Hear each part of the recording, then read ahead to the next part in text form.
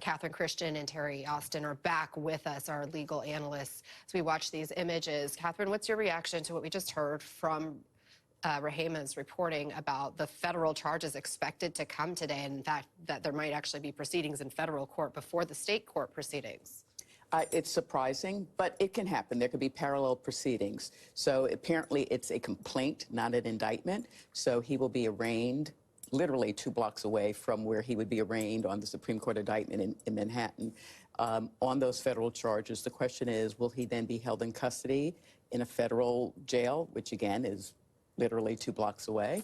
And then the Manhattan DA's office will have to then have him brought to state court 2 blocks away, and then he'll be arraigned on the state indictment. And the question is, will he be held in Rikers Island on the state charges or in federal court on the federal charges? So it'll be interesting to see. It's not unusual for a defendant to have a federal case and a state case.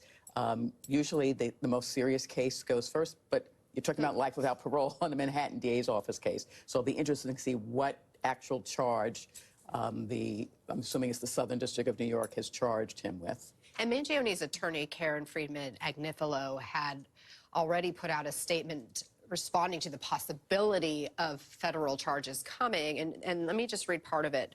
She said in part, quote, "The federal government's reported decision to pile on top of an already overcharged first-degree murder and state terror case is highly unusual and raises serious constitutional and statutory double jeopardy concerns." Terry, are these potential federal charges putting the double jeopardy rule into play and in question? I think it's a good possibility that they are. She's making a great argument. What happened apparently, and it is surprising, they agreed, they must have, you know, on the federal side and then on the state side, to say, look, let's go first in federal. This is the more serious charge. Let him be arraigned in federal court before he is arraigned in state court, because we have the bigger case. We have the death penalty.